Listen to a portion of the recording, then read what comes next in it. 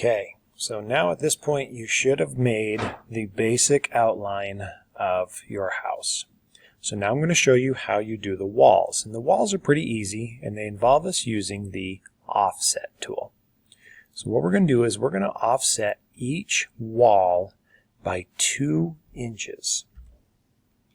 2 inches, enter. Now what's really nice about this is you can actually use the memory in the tool and just double click. After you have created it, you can double click, double click, double click. Now typically walls are 4 inches.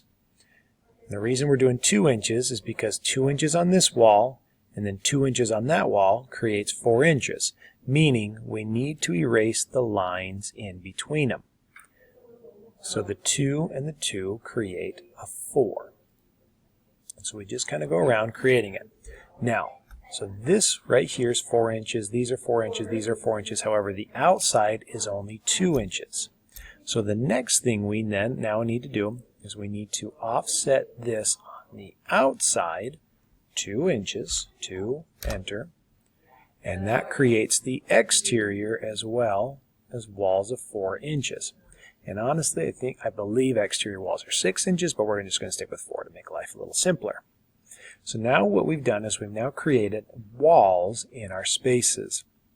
And so next, we're going to do the doors and the windows. Okay, so the doors, so you got to think about how we're going to enter and stuff like that. So my entryway I'm going to put right here. And I use the rectangle tool. And I'm just going to kind of create this rectangle in this area. Now, doors are 3 feet, 4 inches. So that just created a space that's 4 inches, but 3 feet wide. Typically, doors are 3 feet wide, and they can kind of change from time to time. So I'm going to have a door here, but I'm also going to have a door here into my bedroom. And those are 3 feet, 4 inches.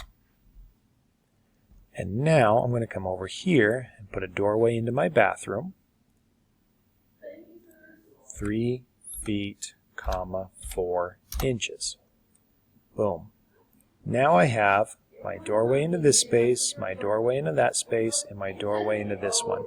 Don't worry about the closets, we'll do them kind of last. Next are the windows. I want a window right here, here, here, here, and here. We want natural light into our buildings. Windows, you get to make them how you wish. Windows just involve you using that rectangle, and then to show that it's a window and not a door, they take a line through the middle to say, hey, this is a window, this opening here in this wall is a window.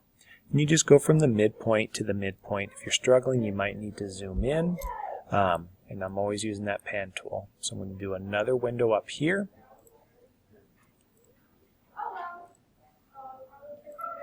I'm going to go from, got to zoom in a little bit more, middle to the middle. So now I have a window there, there, there. And I'm going to put 2 windows in this bedroom. So I'm going to put a window right here. Again, from that midpoint to the midpoint. And then my last one is going to be over here. Make a nice big one. Again, we're doing a tiny house. Nothing fancy, nothing big. We're just going simple. Now I have my doors and my windows kind of laid out how I want them to be done. Okay? Now, last thing is to show where the doors are going to swing. And we do this by using the arc tool. So now I go into my doorway and I click from here to here, and boom, now I have a door swinging in like this.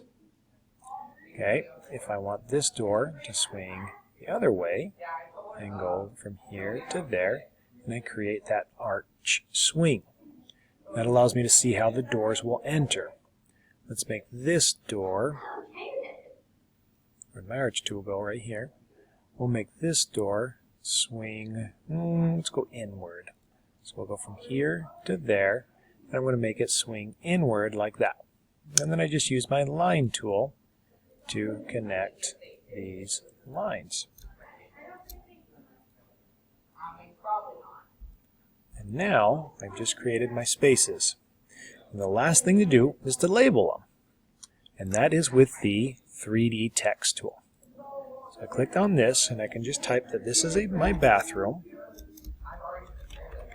And I made it 6 feet by 8 feet.